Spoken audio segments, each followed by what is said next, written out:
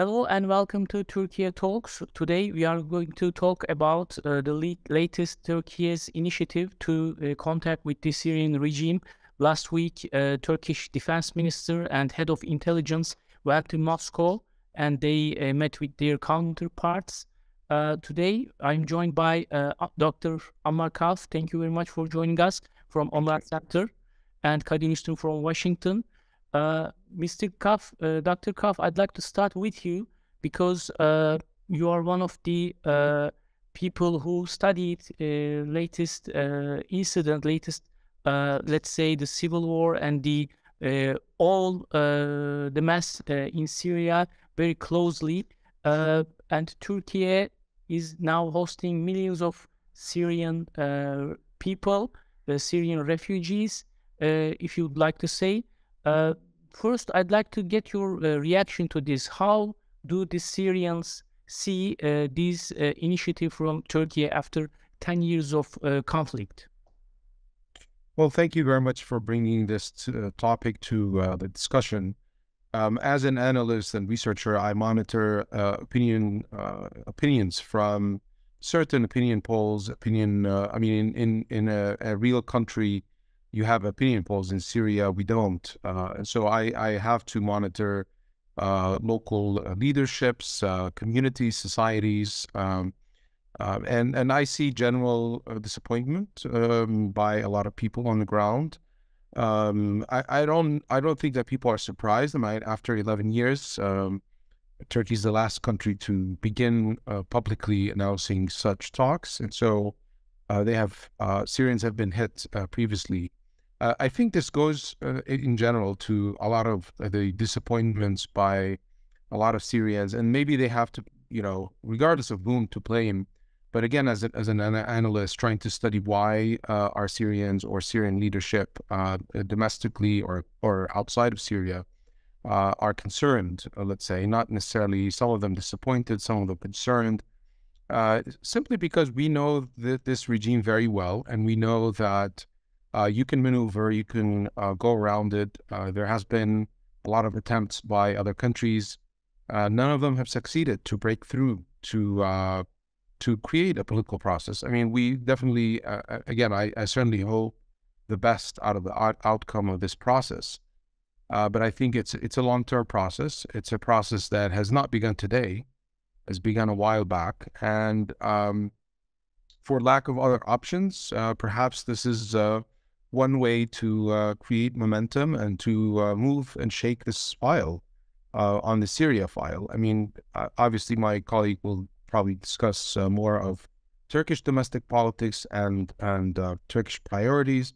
But again, as a Syrian and as a Syrian who studies Syrian communities across Syria, Syrians want a stable Syria, a peaceful process, a political process that really creates change, at minimum, some form of sustainable stability, peace, tranquility, education, and so forth. So from that perspective, Syrians are skeptical that anything would come out of that process. Well, Kadir, maybe you can talk about why Turkey now started this initiative. As Mr. Dr. Kahf said, maybe there is background of it. Maybe it didn't start now. There were some kind of contacts between the two sides, but now it is public, and Turkey announced, and Turkish president even talked about meeting with the Syrian leader. So why do you think right now maybe we can go back to the old changes in the region with the removal of the embargo on Qatar? I don't know. But why do you think now Turkey is taking this initiative? Is it only related to the upcoming elections, or we have something more behind it? I don't think so. We discussed this before. Emerging out of the pandemic, Turkey has tried to basically normalize with a number of countries, including UAE, Egypt, Israel, others. With Syria, of course, there's a different dynamic. There's main priority is security, YPG activities in the northeast, northwest. That's the problem for Turkey, and Turkey has been threatening to do further military operations to create a 30-kilometer safe zone in the north. And these contacts on the ground probably occurred before, but it never turned into an ongoing conversation. And this is the last week's meeting in Moscow signaled that this could start turning into a more formalized conversation on a number of issues. But I don't think it's going to move very fast because there are these different perspectives, really different approaches to this. Turkey's priority is number one, security PKK activities. The Syrian regime doesn't even consider them, terrorists. They have back channels, and PKK in the past have worked with them. So it's going to be a tough thing to basically create, separation between them and create distance and in Turkey's favor. And I think over the past year, one dynamic was very important, that Russia's attention has moved kind of away from Syria. Its attention on Syria has weakened, and Turkey saw some, less this kind of Turkey wanted to use this as an opportunity to, basically sideline PKK further, limit its area of activity. PKK-YPG is being supported by the United States, as you know, and these are guys who have contacts with all powers on the region, including Russia and Iran and Syrian regime, I think. But Turkey wants to cancel out their options, I think. So if they were thinking about quickly pivoting to the regime, I think Turkey wants to say that, hey, we can talk to the regime too. But again, I don't expect a major thing. I kind of share Dr. Kahf's comments on how this regime operates. It's not going to change in a day, but they have incentives also that could push them at least to get to the table and talk. But again, quick resolution on any number of issues is going to be difficult. Turkey already mentioned after that meeting that, they remain committed to UN Security Council 2254. One major item there for Turkey is the return of refugees and displaced persons to safe areas.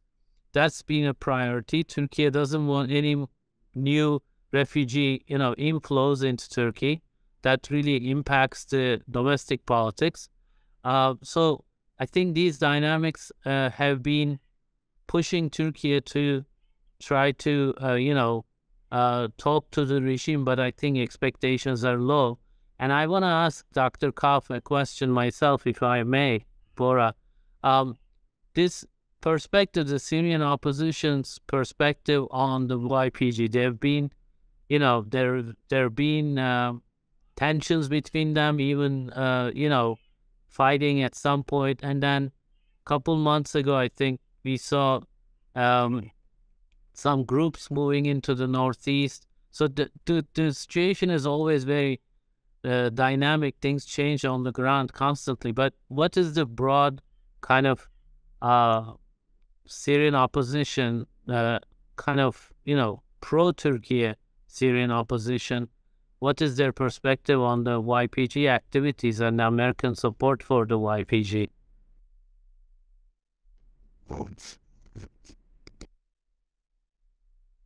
Sure. I mean, you want me to follow up on that question, or sure. I mean, picking up on the last question, a lot of Syrians, even those that reside in northeast Syria or Syrians that live in northwest, still view YPG and PKK as a foreign entity, as something that's alien to Syrian Kurdish movements, to the aspirations of the Syrian people. I mean, the SDF immediately issued condemnations to the Turkish talks in Moscow, which signals how hypocritical they are, because they've been negotiating with the Assad regime since day one, and the Assad regime has basically handed over a lot of these areas. I mean, after the Afrin operation, as an example from eyewitnesses, PKK was handing over prisoners to the Assad regime military intelligence units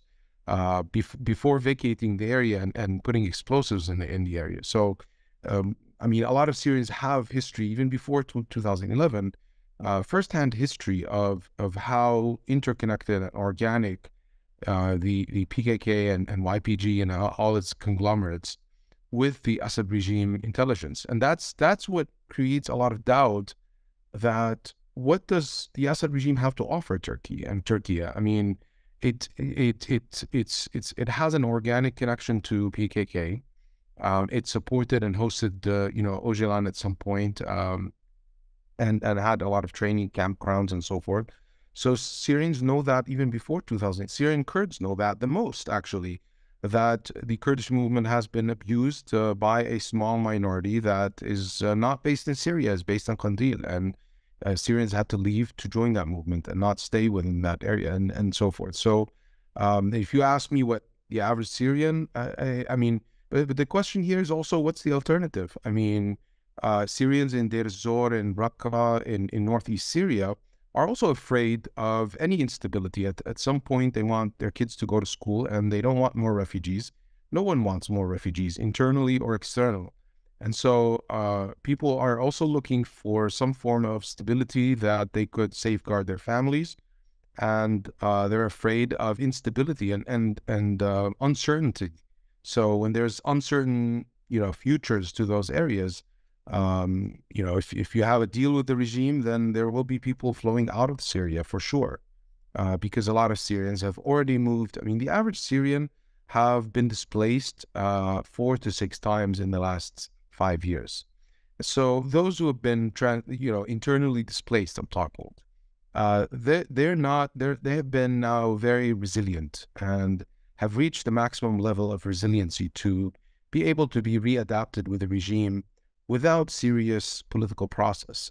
What Syrians want is a serious political process. I don't think the Turkish moves go beyond that. I understand the official and even non-official statements that I've, spoken to friends, who met, had meetings the last few days in Ankara, and I understand that the Turkish move is not to bypass, of course, and is to actually create a new path towards 2254. And from that perspective, I can, I just need to look for and monitor for indicators of how well the process is going. How can we push it? How can we make sure there are guarantees? You talk about PKK. I don't think the regime is able to offer something without serious pressure, and the Russians so far have not put pressure enough on the regime. And then you have the big question of the big spoiler, the big elephant in the room that's perhaps not very happy, which is a lot of the Iranian militias and some of its wings and offshoots and so forth. So I think that's one of the risks that might create an obstacle to that. So number one is basically how able or capable, and what does the regime have to offer? Can they return refugees?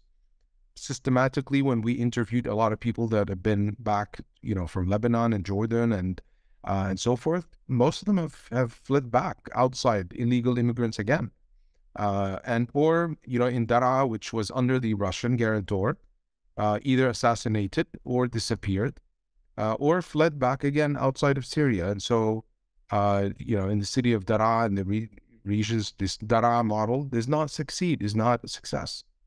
So unless there's a Daraa 2.0 model or module for stabilizing North Syria into a real 30, 40 kilometers of a secure and safe environment, I don't think the regime is willing to give that. And, from what I heard of the talks, the regime is not willing to accept any form of safe zone.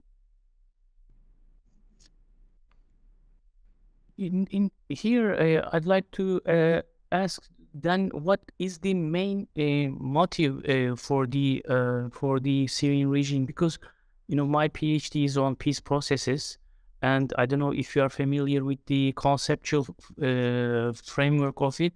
They talk about mutual hurting stalemate when two sides, two enemies, two hostile structures or leadership can come together when they feel that it's hurting, they are in a stalemate, and there is no any other way other than, starting talks.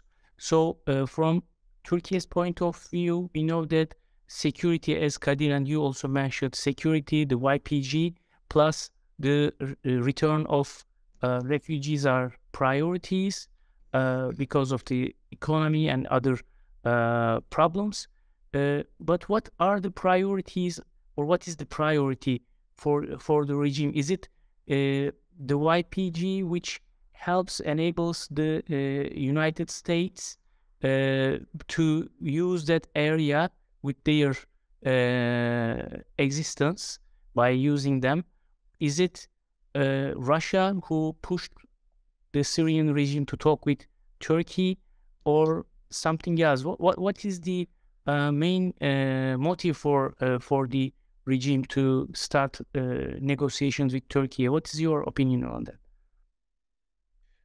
There are many reasons. Obviously, the Syrian regime is suffering one of the worst economic crises, unprecedented in terms of especially energy and fuel, and they want to get access to markets in the northeast without the intermediaries.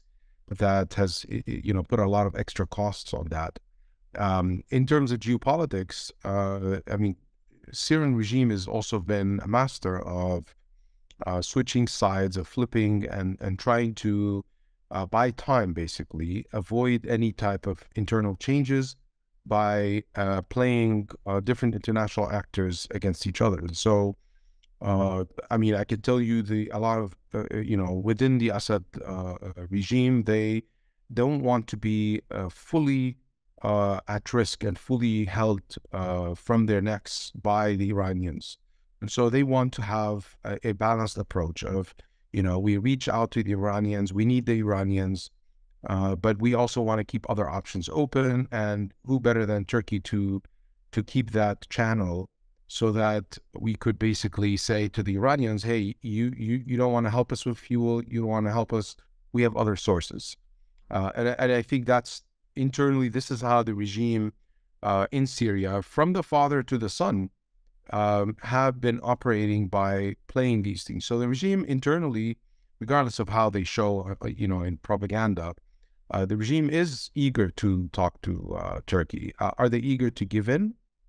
I'm not sure. I don't see any willing. The regime has already put their terms. They want full Turkish withdrawal, no safe zone, no conditions, and so forth. I'm not sure they're going to get all of that, but I'm sure they're not going to get most of it. But the regime is trying to buy time and trying to get some benefits. You call it step for step, call it segmenting conflicts to try and really resolve one out of like 30 files that are stuck. The regime might think of that. They've issued amnesties to 300-400 people. The last one and the previous one, 400, 500, 600, but always keeping exceptions and clauses that they could reverse anytime. So, maybe we could experiment step for step in this, but, again, looking at the behavior of the Assad regime, the Jordanians, the Emiratis have tried that the last year and a half or two. Tried to keep a wedge between the Assad regime and the Syrian regime and the Iranian influence to kind of minimize at least the impact of the Iranian power in Syria. But so far they haven't succeeded, and this is to the admission of both countries. So what else can Turkey offer the Syrian regime that could create some form of a compromise, let's say. I don't know. I mean, maybe you could help me. What are the cards that are on the table? At least an analyst. We're not on the table of negotiation ourselves, but we are analysts trying to monitor what are, the available options. Yes, you could, segment the conflict, push it left and right, trying to recognize that there's no way out of it. It's a stalemate.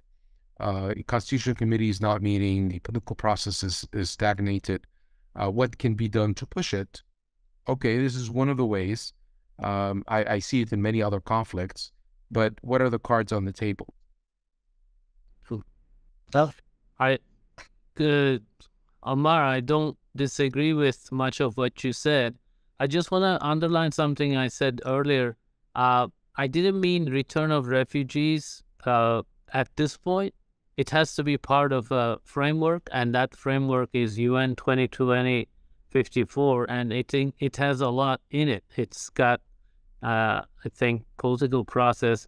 I don't think Turkey wants to say, let's just send the refugees back without any process or safety security. I just don't want to be misunderstood. Like you said, Syrian regime, obviously, they have several, Arab states have already, sent delegations. They've tried to do some things, and it was important for their legitimacy, etc. But none of these countries have presence on the ground like Turkey has. Turkey is basically the most serious adversarial force on the ground against the Assad regime. So there is naturally a lot of incentive for the regime to, talk to Turkey. But I think they also realize they can't give much of what Turkey wants. There, what they can offer is, like what they've done for a long time, pretend that there's an actual process of change and they're going to get somewhere, etc. But I think that's been the case for a long time anyway. I don't think anybody serious thinks that, Assad regime is going to deliver peace in Syria. It is always, in my opinion at least, it's going to be part of it can only come with a grand bargain between larger powers. And Turkey is one of them. In this case, Russia is pulling back a little bit, and then Iran is busy with certain, domestic issues, and then the U.S. doesn't want to give up on supporting YPG. So when there's that kind of stalemate between large powers in some ways, for Turkey to do anything new, I think they are trying to see what can come out of it. But I don't think, they have any illusions about what the regime thinks and how they behave and whether they can deliver certain things. I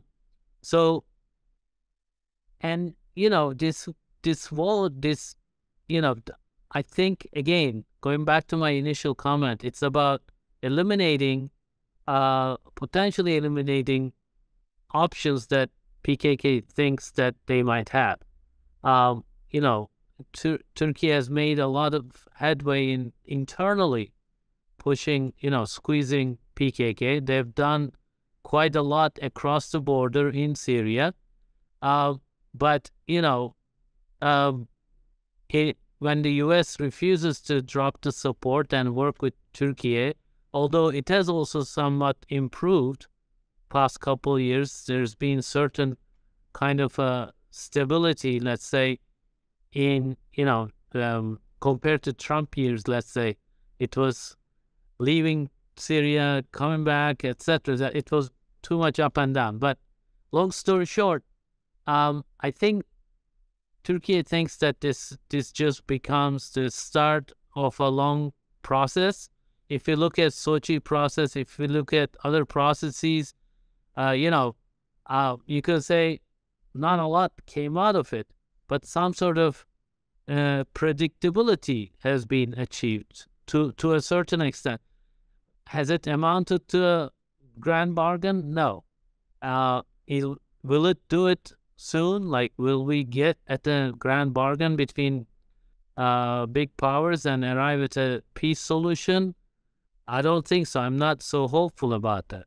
So, in the absence of that, I think they're trying to see what can be done on the ground, keep the situation more stable, more predictable, and squeeze PKK even more. Only several weeks ago, PKK,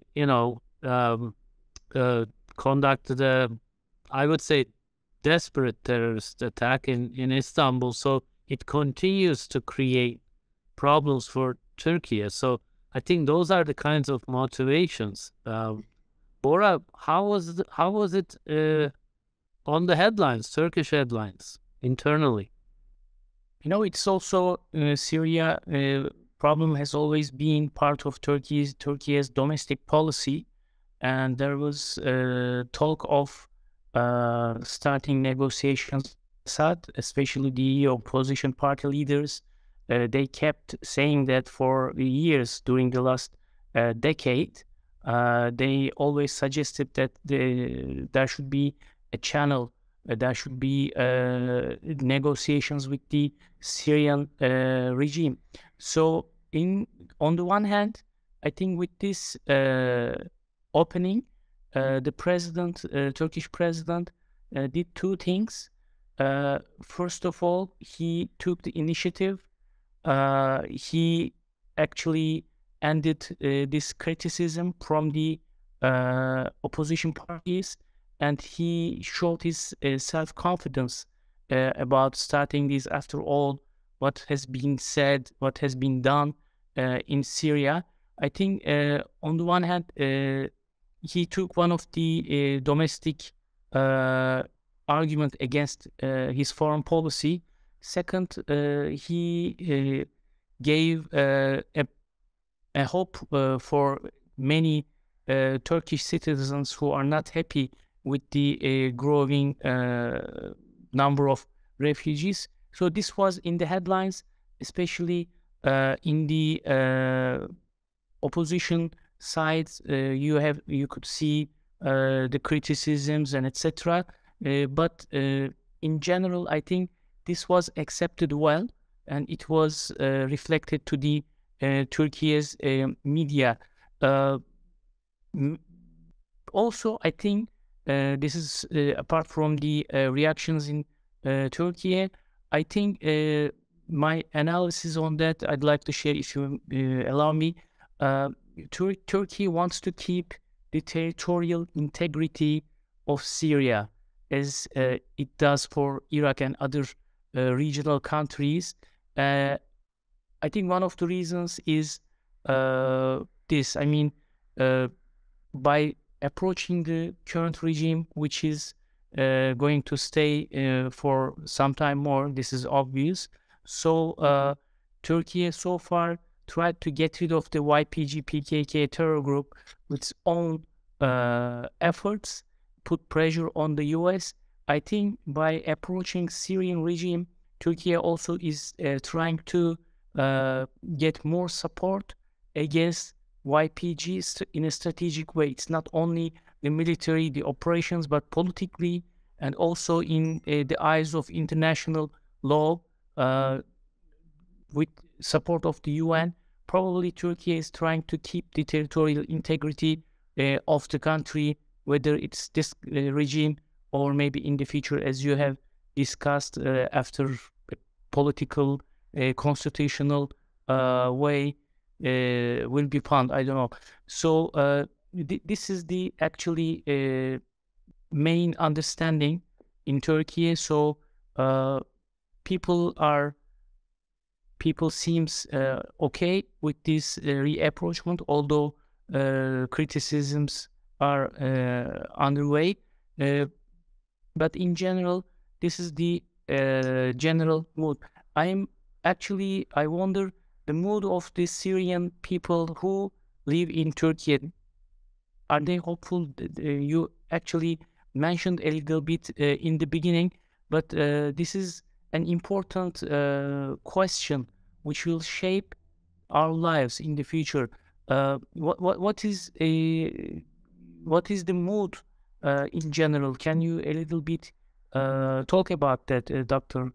Kahf? I mean, just to begin, I agree with everything my dear colleague, Mr. Kadir said. This is perhaps a good timing for, from the perspective of geopolitics. Iran is distracted. Russia is a little bit distracted with Ukraine. The Assad regime is very weak. The Turkey is the most country that has vested interest and cards on the ground as compared to anyone else. So in terms of geopolitics and the timing and so forth, I think it's if it has any chances, this is the time for such talks to try that route. If it doesn't work, there's no loss at that point, and so at least you check that box out. In terms of Syrians in Turkey, I mean, I have to be honest. A lot of Syrians are afraid of the unknown future. A lot of Syrians have settled, have taken their kids to school, and or continuing education, working, etc.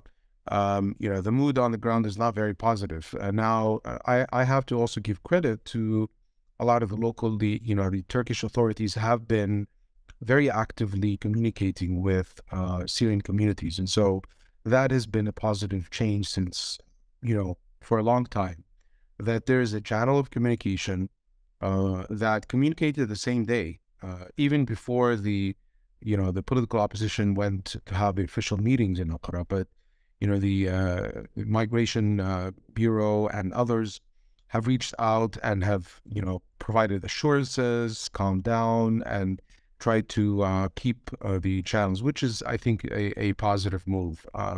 Syrians basically now are just sitting and waiting for, the election process. Unfortunately, you begin to see campaigns on the streets targeting migrants and so forth. And that is not very, not a very positive one. But again, Turkey's not unique. It's any election anywhere in the world, in the U.S., you always target the immigrants and so forth. So it's not something that uniquely happening.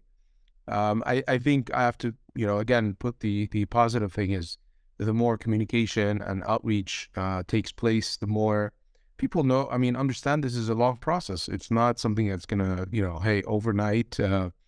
It's not just that. It's not an overnight process. It's a long process.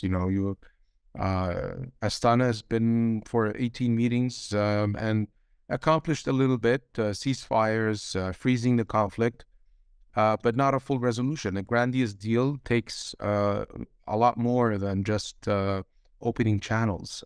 So, yes, I'm not going to underestimate the impact. Turkey is not like any other country. This is different, but it will take a process. So I've been assuring a lot of people to not have a lot of fears within Syrian refugee communities in Turkey, and to continue to be positive and interact. And we stick to the principles. As a think tank, I have other jobs to do than to do that. I'd like to think of options, cards on the table.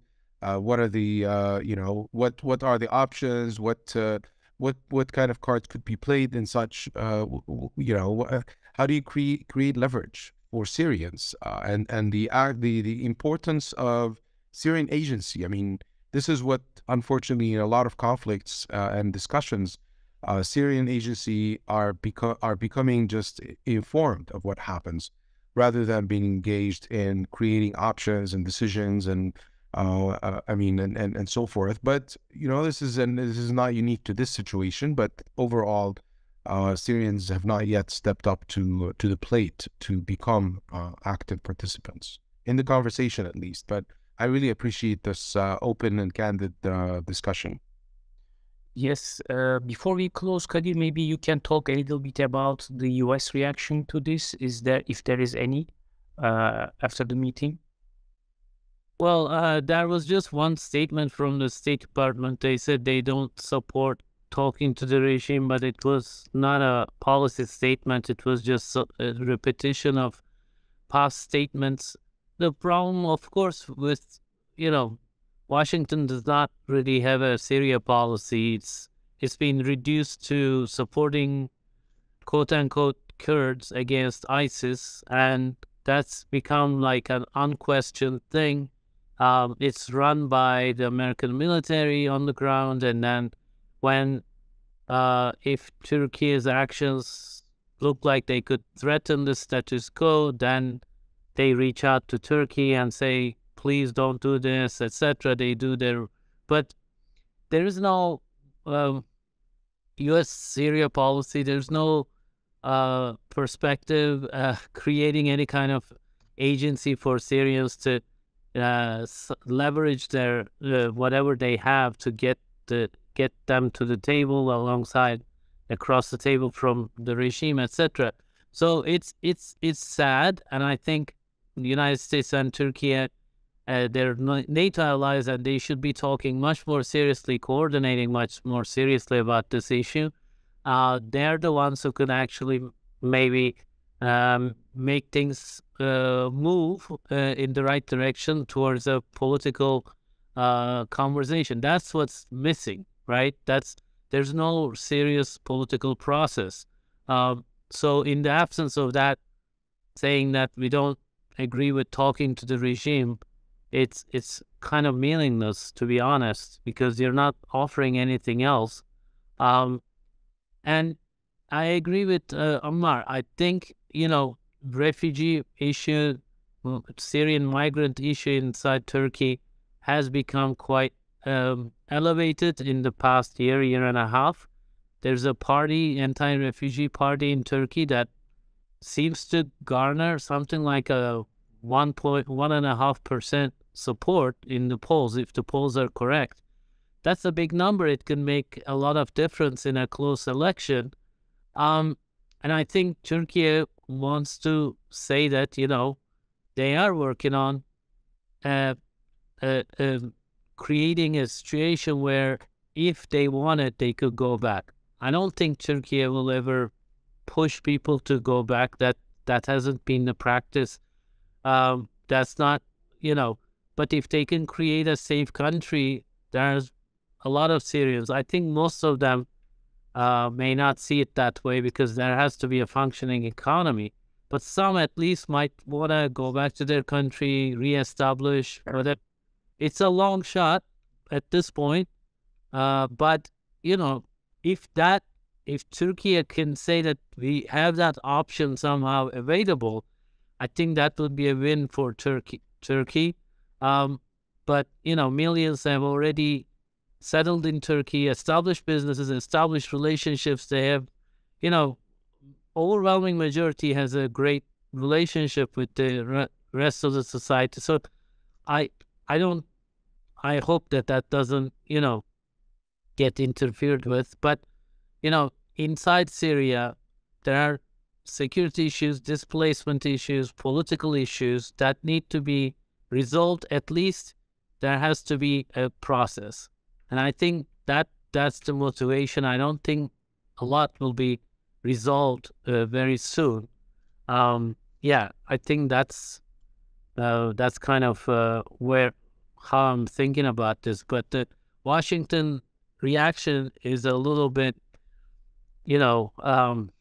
it just reflects on the American policy. The Middle East, the Biden administration has been very hands-off and stayed away, and they just want to keep this thing in Syria, and then that keeps Congress happy, because Congress people, how can we not support Kurds? That's how they look at this issue, without understanding any of that nuances and what's going on the ground. So anyway, but Ammar, thank you so much for this conversation. We really appreciate your perspective. Thank you. Yeah, thank you. With that, we come to the end of the show. Thank you, Ammar and Kadir. Hope to see you next time. Thank you very much. Thank you.